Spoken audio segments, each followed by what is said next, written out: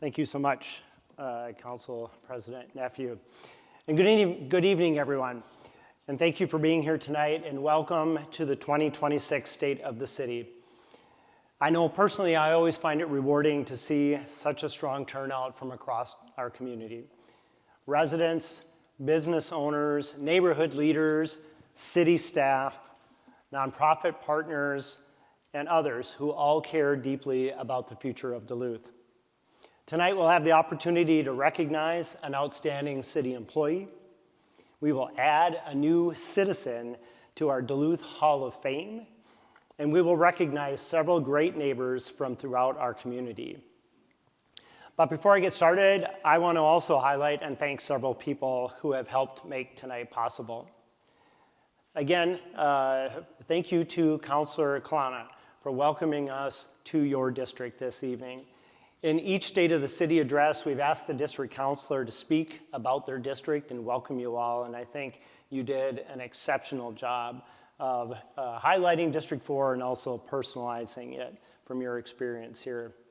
I also want to thank City Council President Lynn Nephew for her remarks. If you've paid attention at all to City Council meetings lately, you know that she has one of the hardest jobs in town right now. And I want to recognize the city councilors that are in attendance tonight. Councilor Randorf, Forsman, Councilor Desatel, Councilor Johnson, Vice President Kennedy, I saw, he just made it, thank you. And then again, Councilor Klana and President Nephew, thank you, all of you. I want to recognize a few peer and key partners in our regional work who also made it a priority to attend tonight. I know Mayor Ward is here from Proctor, Mayor Heim from Rice Lake, and also Chairman Bruce Savage from our partners at the Fond du Lac Band. Thank you all for being here as well.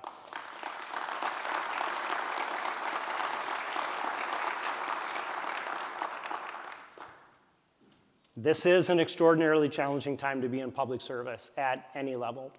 And I appreciate the partnership, leadership, and sacrifices that all these individuals make on behalf of the people of Duluth. I also want to say a sincere thank you to the many city staff who worked hard behind the scenes to make tonight possible. Events like this take a great deal of time, planning, and coordination, and their hard work often goes completely unseen. We get to show up, we get to have events, and they do all of the work that leads up to it. Now, I'm going to embarrass her because I left this out of every single rehearsal, but I want to say a special thanks to Jess Hecher. You saw Jess already this evening. She is my community engagement officer. Jess is the warm, soft, and friendly to all of the more serious in business that I am. And Jess really ran point on all things state of the city. And tonight would not have happened without her leadership. She helped coordinate the details, the logistics, and the planning that made tonight possible.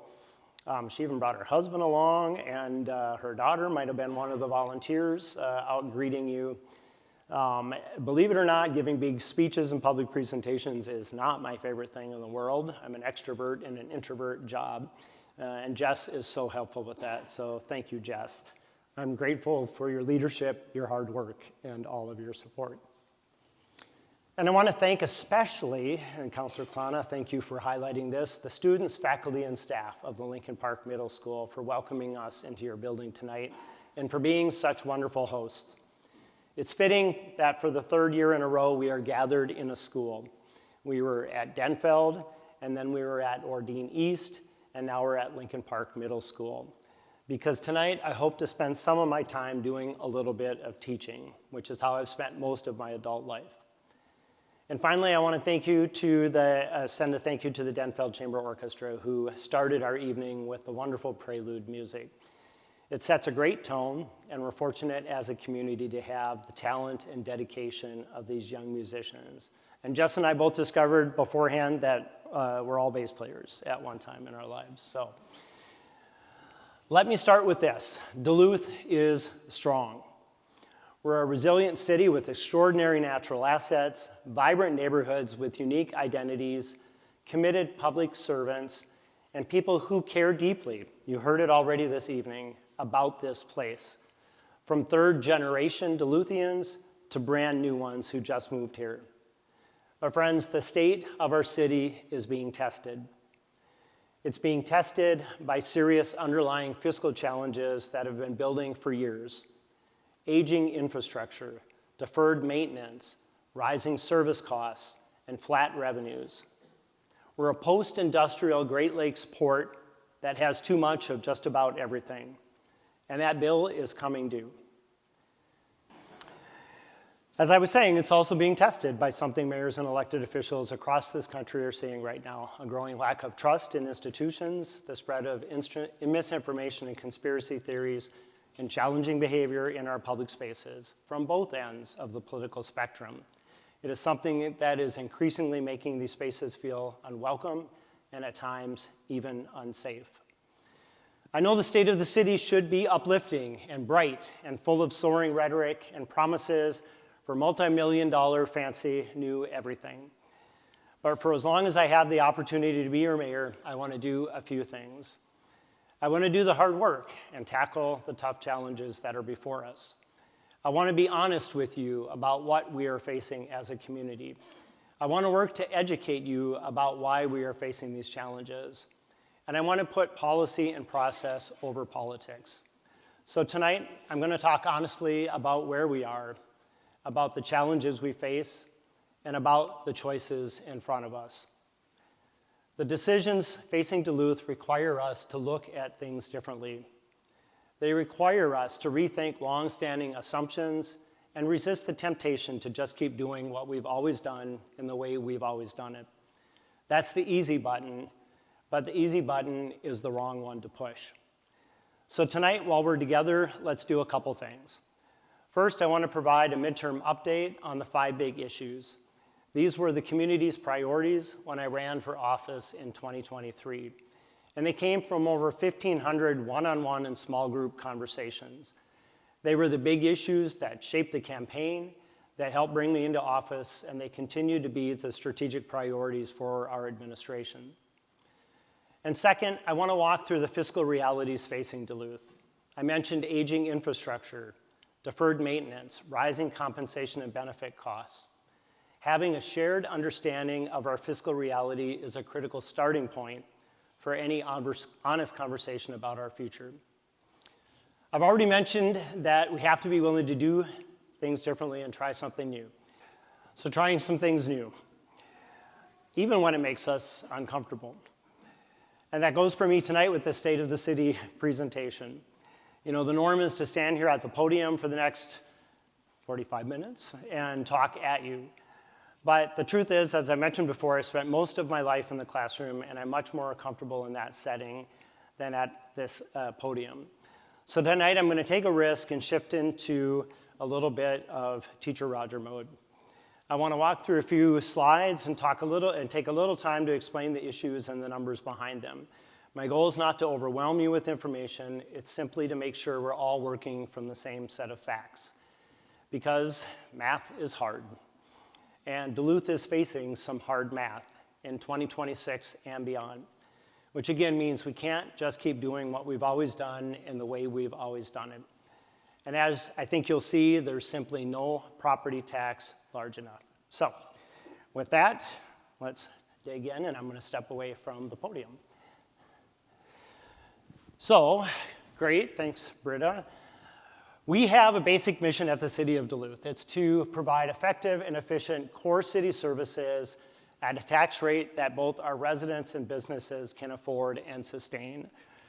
Or in short, to do the basics and to do them well. So as I said, I wanted to start by talking a little bit about an update on the 5 big issues. So as a reminder, housing at all income levels, growing our commercial tax base, investing in our streets and utilities, revitalizing downtown Duluth, and affordable property taxes. So let's start by talking about housing at all income levels. You heard this from Councilor Nephew. We had a housing study done last fall. Duluth needs some 9,000 new housing units over the next decade. So that's roughly 900 new units a year. And that's from population growth, and it's from increasing our workforce. Housing at all income levels and of all types, especially more density, especially in the more core and urban parts of our community. Things like condos and townhouses, which when we had a stagnant population for decades, is not a housing type that we've created. And it's also a housing type that helps us build on existing infrastructure without having to create new infrastructure, which immediately becomes a liability for the city. It's also a housing type that meets some demographics that we're seeing on the rise in our community. Young professionals, empty nesters, and increasingly folks who want to call Duluth home, but maybe only home for part of the year. Right now, without that kind of housing type, they're buying single-family homes in our neighborhoods and taking those out of inventory for single families who actually need that as a housing type. And inventory matters. When we create housing at all income levels across the housing profile, we allow people to move as their lifestyles change. And that allows mobility in the housing inventory. There was a great report done by the Minneapolis Fed focused on the city of Minneapolis and their effort to create just inventory, all the kinds at all the income levels for all sorts of folks, and how that helped Minneapolis do better than the national average on keeping rents down and housing prices down. So where have we been in the last couple of years? Well, over the last few years, we've created almost 800 new housing units within the community. Now keep in mind, we need to be doing about 900 a year over the next decade to meet what the Maxfield folks told us needs to be our housing goal. And that's just in Duluth. That's not counting our friends in our near neighbor communities. So while 800 is great, we still have work to do. Our staff had a housing summit last fall, inviting in developers, inviting in nonprofit partners, inviting in community members to have a conversation about where we can go with housing in the community.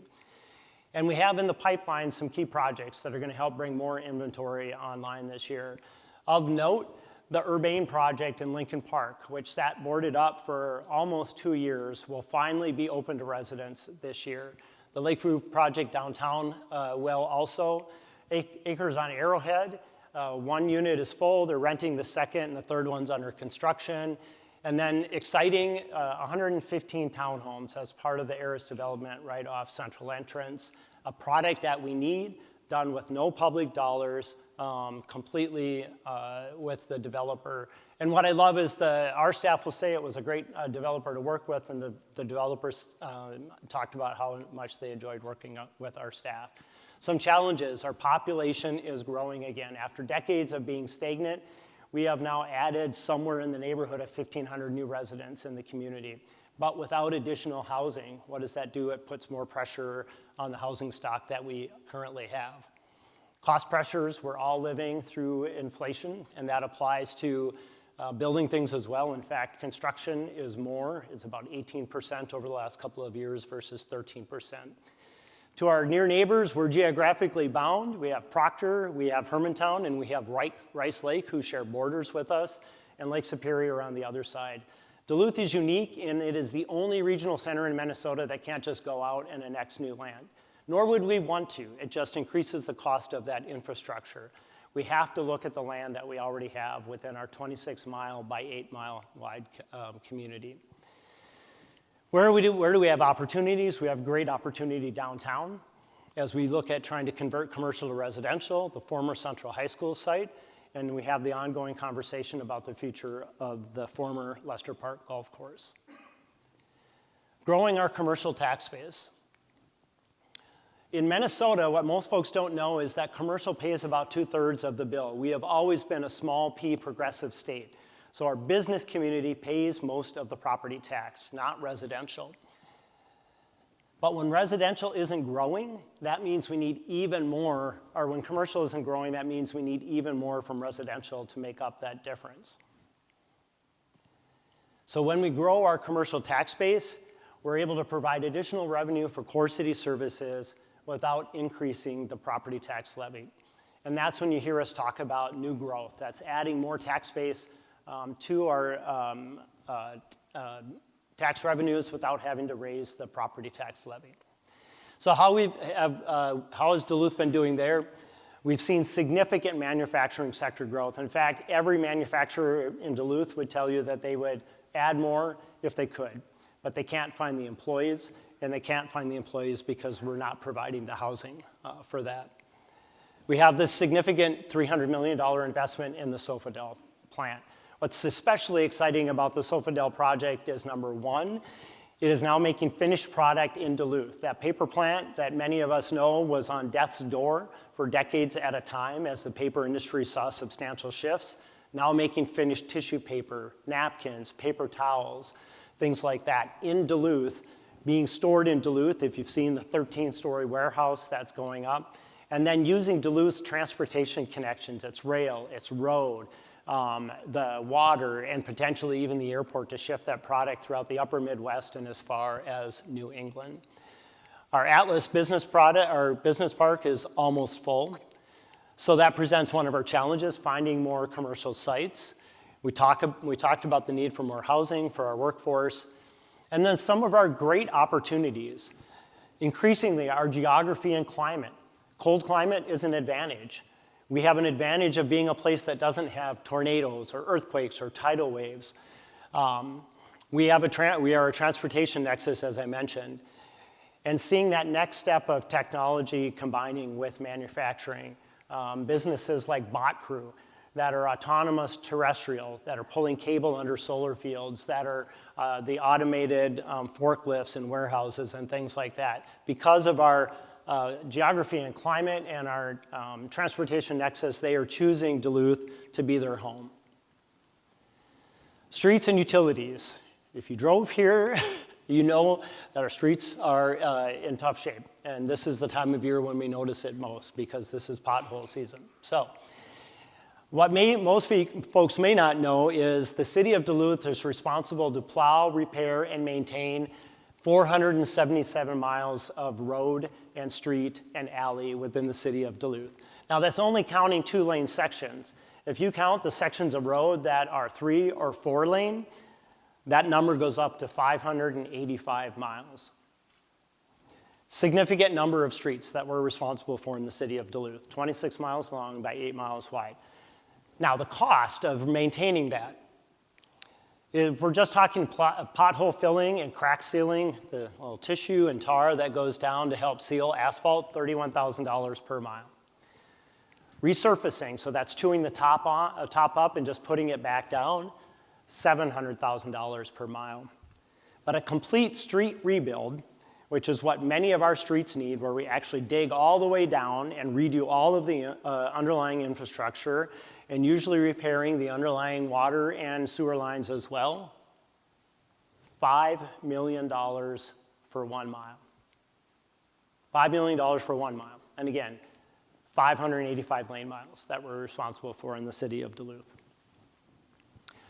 Now, how about our utilities? We also have about 500 miles of water lines in the city of Duluth. They are on average 75 years old.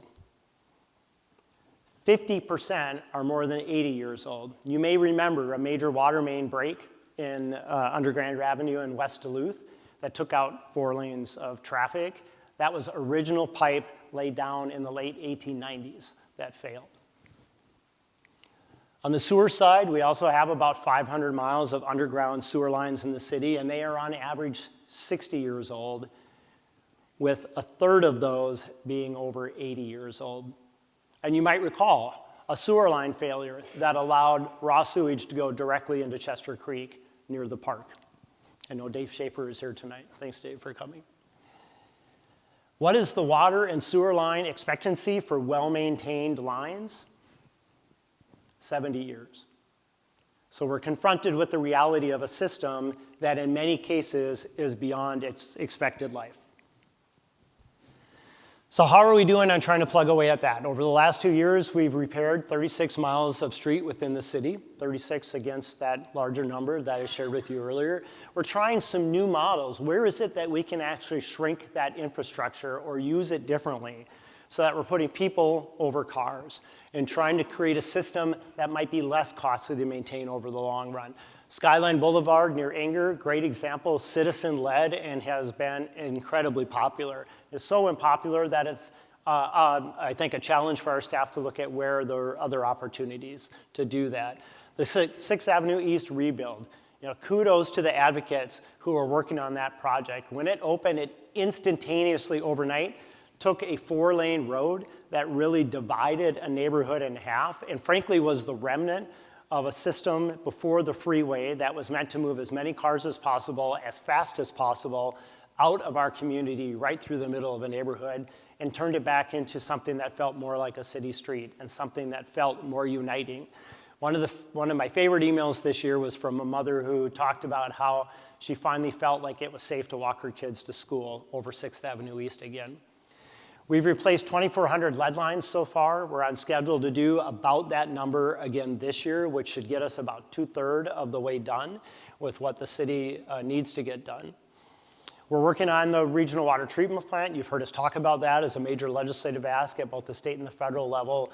And the good news recently, just within the last week or so, is that we've fully funded $23.3 million of repairs to the aerial lift bridge. So top to bottom, overhaul of the lift bridge, including a new road span.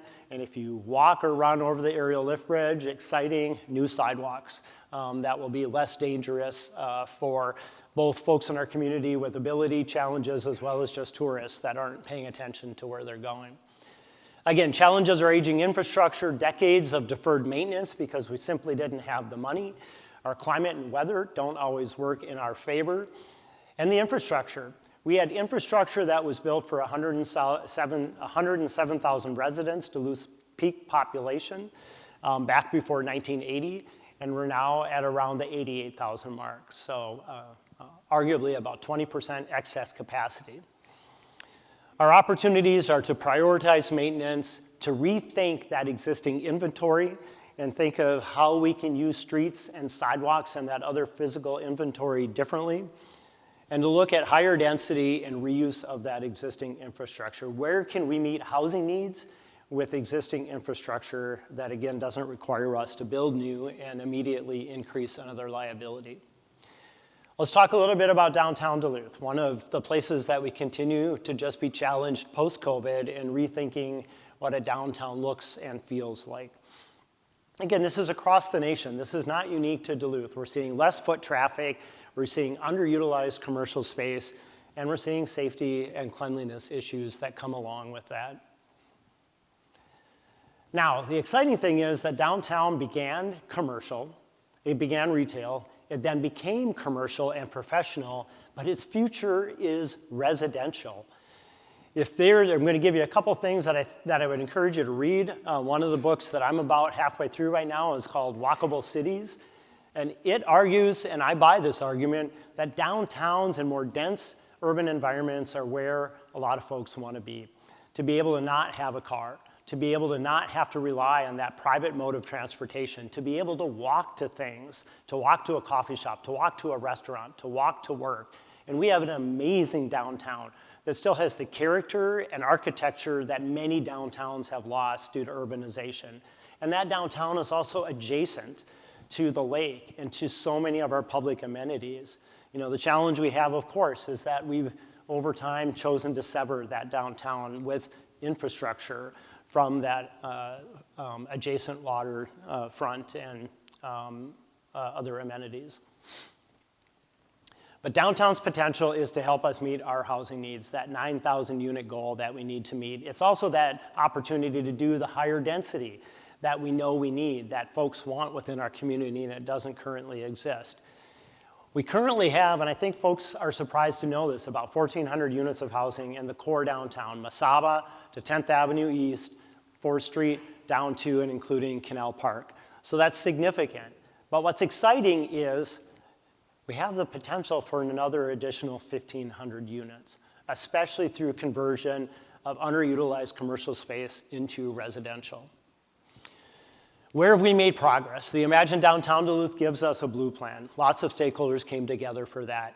We've removed some challenging structures that had been stood in a long time and signaled, I think, the wrong direction that we were trying to go. The Lakeview project is coming online in the near future. And we did a skywalk assessment. No decisions have been made about the skywalk. The skywalk assessment was directed by City Council to the administration to just figure out what the liability is that we have there with deferred maintenance, again, on a 3-mile elevated system. We continue to see lower activity and underutilized space post-COVID.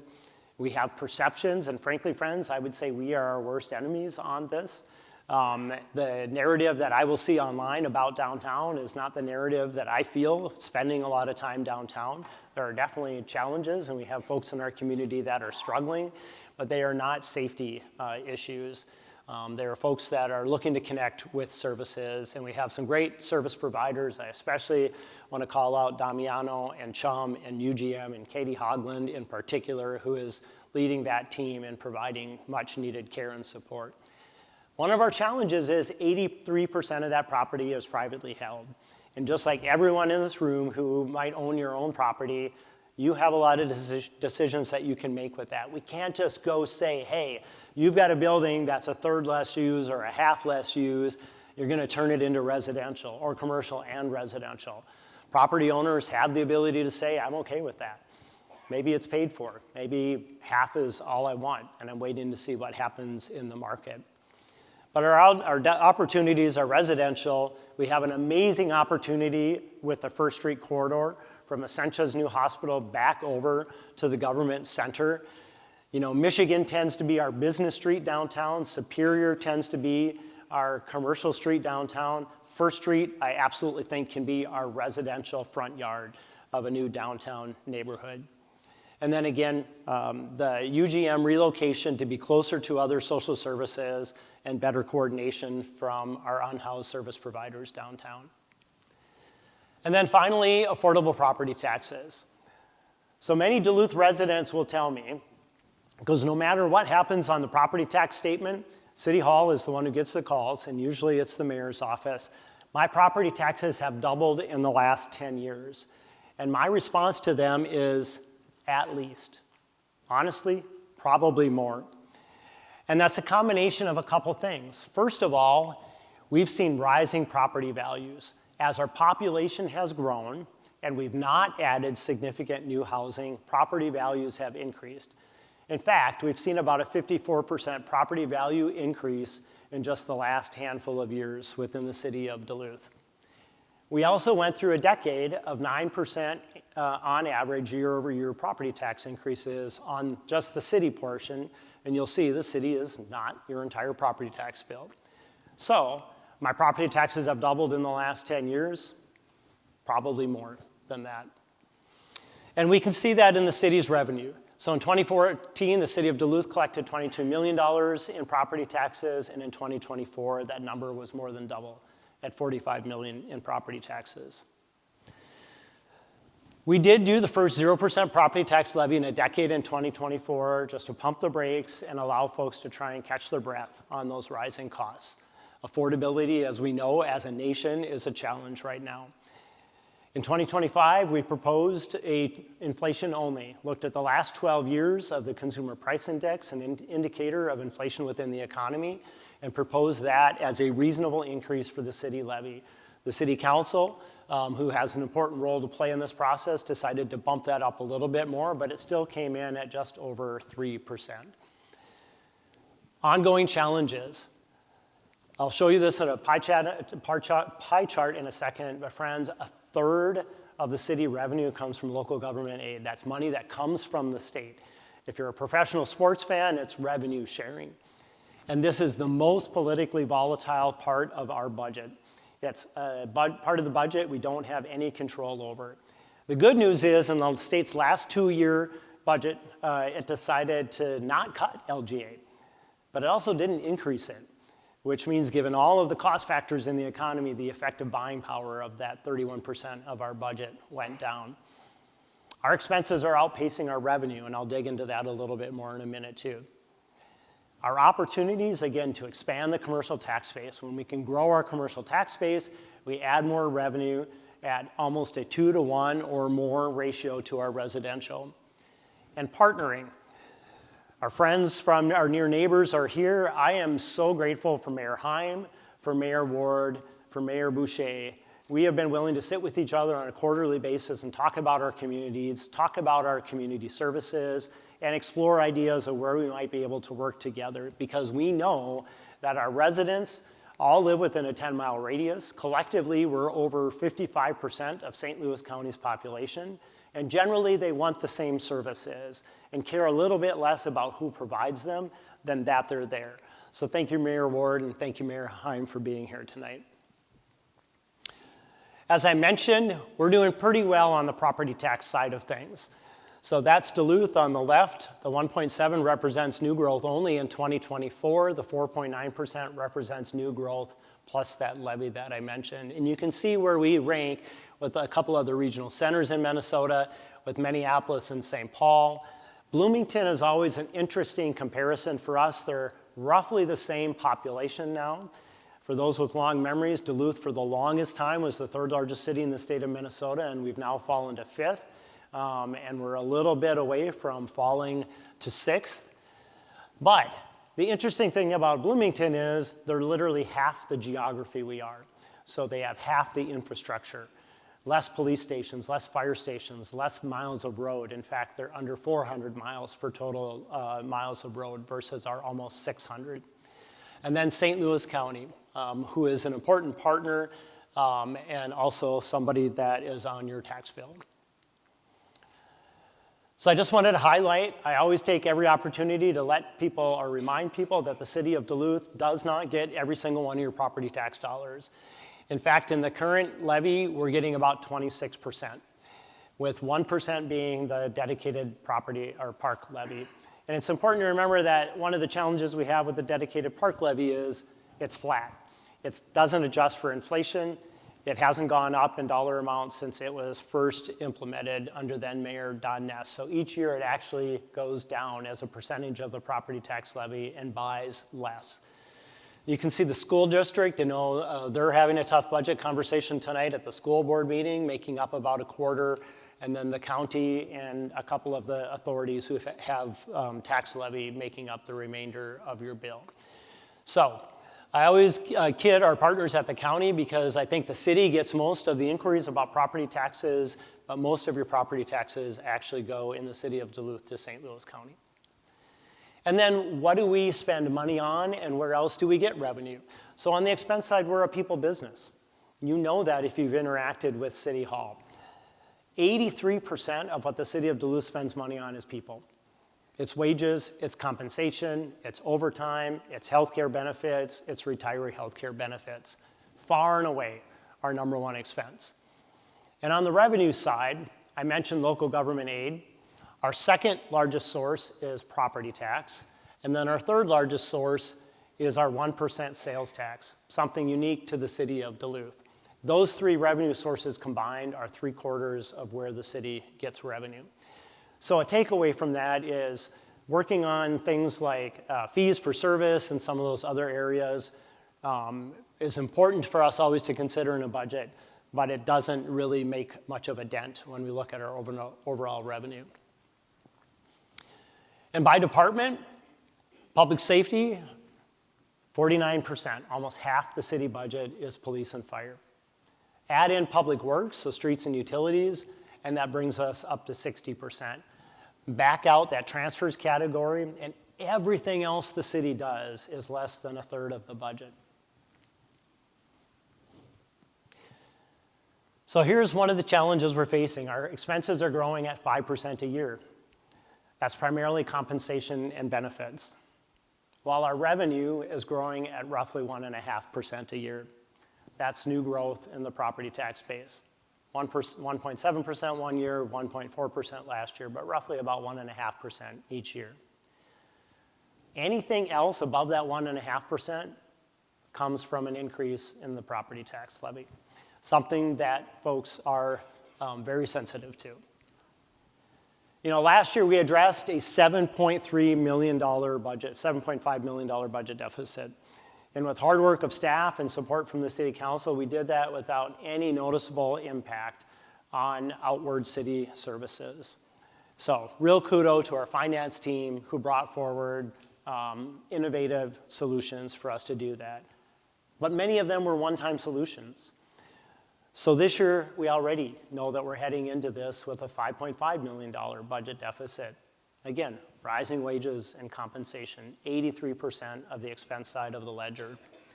And when, not if, because we're required to have a balanced budget, we resolve $5.5 million, we will still have a $3.2 million budget deficit facing us the year after. So for my council friends that are in the room tonight, we definitely have some hard work to do in the year ahead of us. Again, any additional revenue comes from the property tax levy, and just to put it in proportion or in perspective, a 1% increase on the property tax levy is only $455,000. So compare that to some of the big numbers that you've seen related to our infrastructure needs. That's why I said at the start of this conversation, there's literally no levy big enough for us to figure out how to find not just this year's solutions, but the ongoing structural solutions that we need. And I thought before I left this, I would just talk about the news of the day. Gas and diesel prices. So fuel prices alone could wipe out a 1% increase in the property tax levy. The city of Duluth uses 182,000 gallons of gas a year and 212,000 gallons of diesel every year. Fire trucks, dump trucks, plow trucks. The estimated budget impact from the increase of just the last 3 weeks alone, if those prices were to stay, again, gas is up, I think, almost $1, diesel is up almost $1.50, is nearly $400,000 within the city budget. And again, a 1% property tax levy is $455,000. So that is real math that is beyond our control. So where do we go from here knowing some of that maybe sobering information? Again, I think we ground ourselves in our core mission, effective and efficient core city services at a tax rate that our residents can afford and sustain. That presents both challenges and opportunities. One of our challenges is structural change. We have to, again, be willing to think about doing things differently.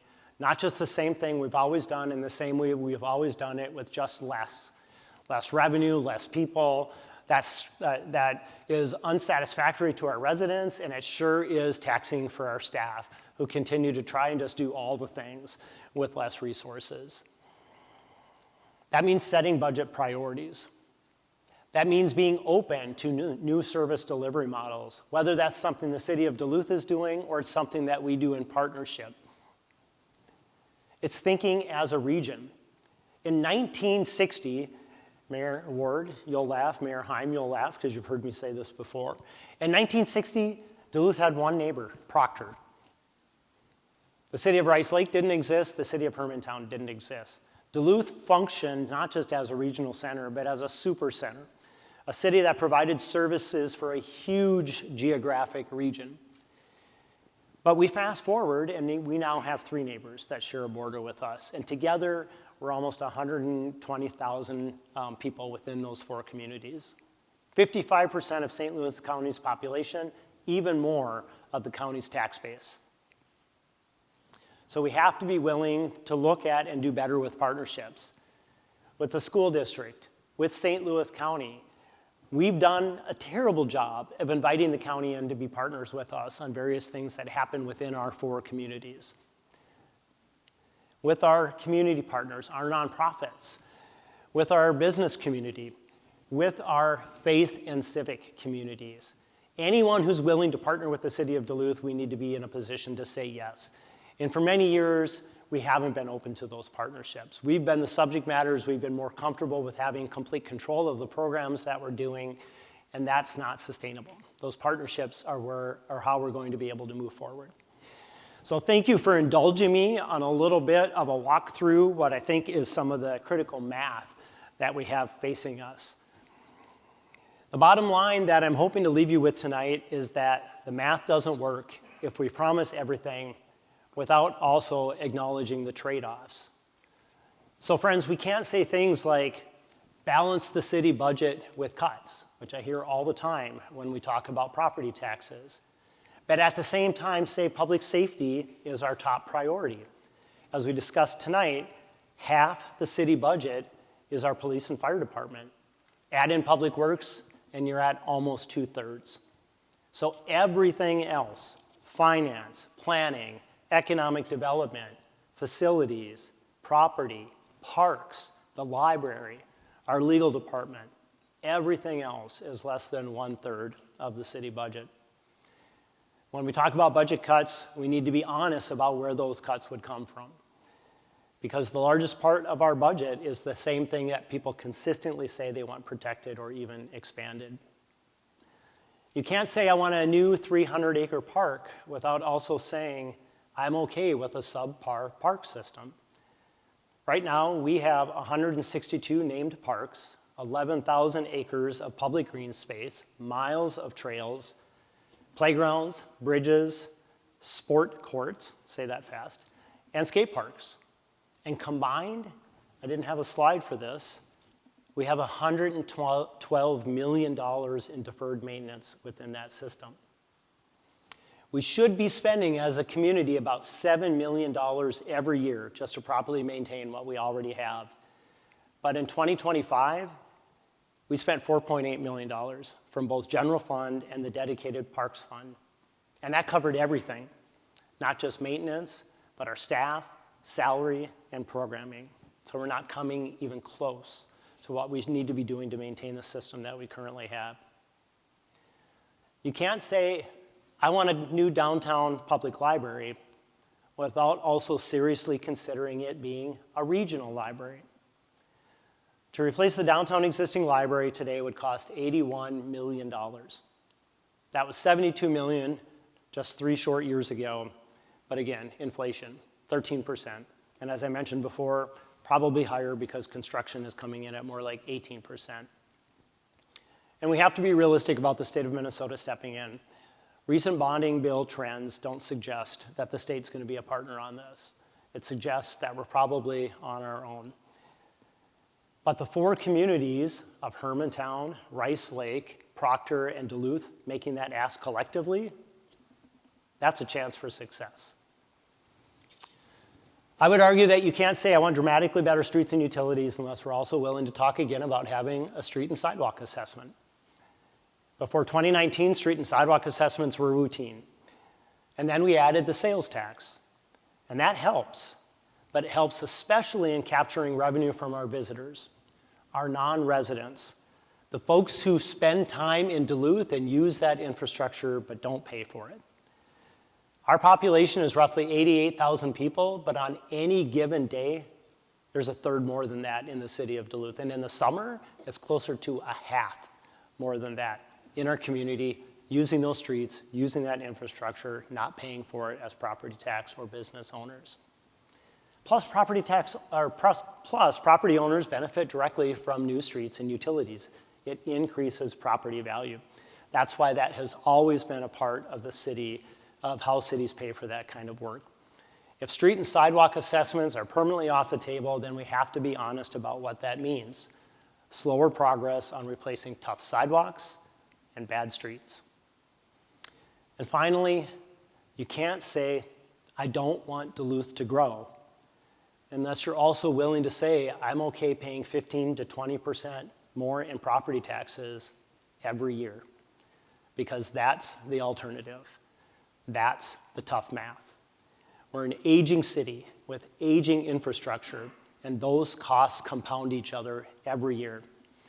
If we're not growing the number of taxpayers and if we're not expanding our commercial tax base, then the burden shifts to the folks who are already here.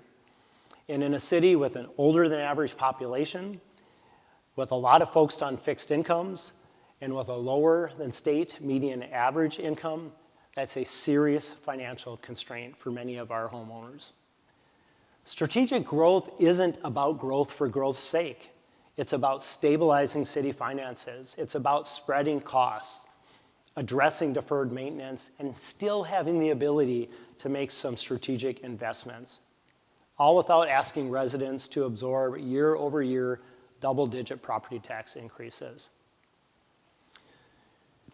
This, I hope, has been a candid and maybe a bit sobering conversation about the issues Duluth is facing as a city. The real structural gap between what it costs to maintain the systems we've spent decades building and the current resources we have to sustain and maintain them. But this isn't a challenge unique to Duluth.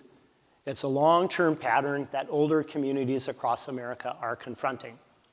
So, Coming back to a classroom analogy, here's your homework assignment for tonight. I think it's my next slide. Yes. Pick up a copy of Strong Towns by Chuck Marohn.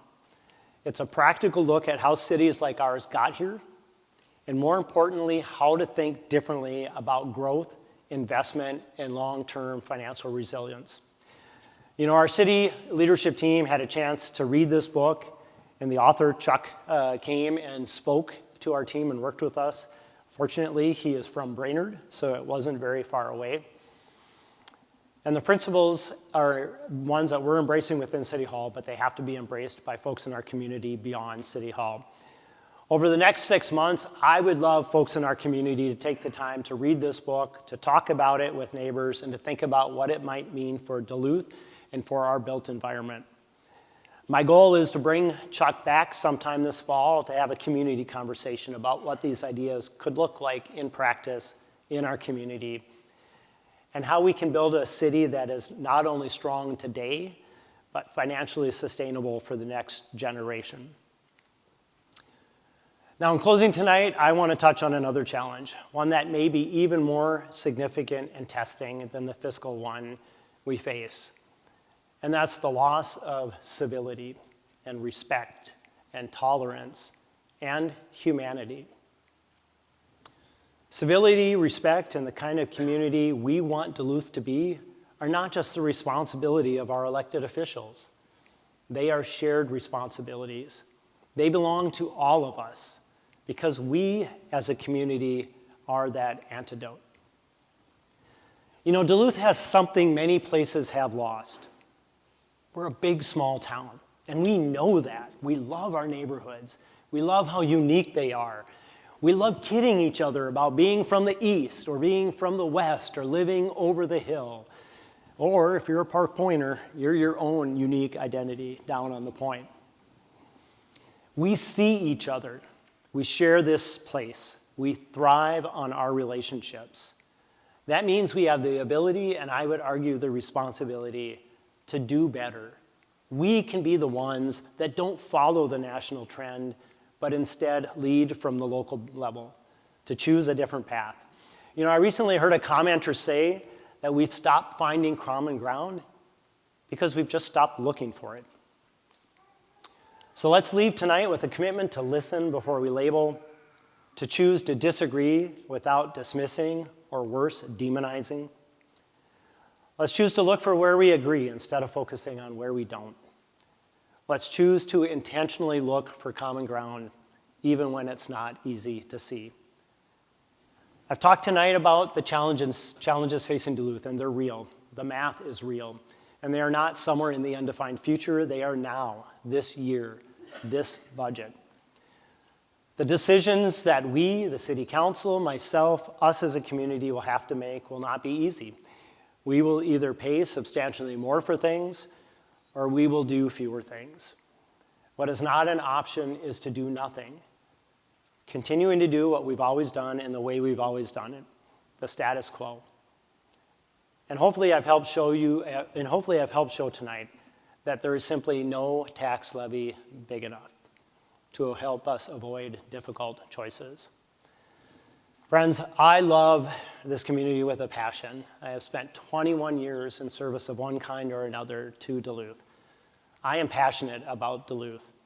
I believe in Duluth. I believe in our big, small town. I believe in us as Duluthians, and I believe in all of us who are here tonight and all of us who couldn't be here tonight because they're living their lives. They're working multiple jobs. They're parents with kids that are in multiple activities. Or maybe they're just finally taking some time to be home with their family after really difficult days. This community is more than capable of facing our challenges, but we must do it together and with a shared sense of stewardship and responsibility, and also a level of respect, tolerance, and civility that not only reflects the Duluth we are, but I know the Duluth we want to be. Because friends, Duluth is strong, but the state of our city is being tested by our finances and by how we choose to treat one another and interact with each other in our public spaces. Thank you all for being here tonight, for being engaged, and for being willing partners in the difficult work ahead, for believing in Duluth and being as passionate about our community as I am. Thank you very much.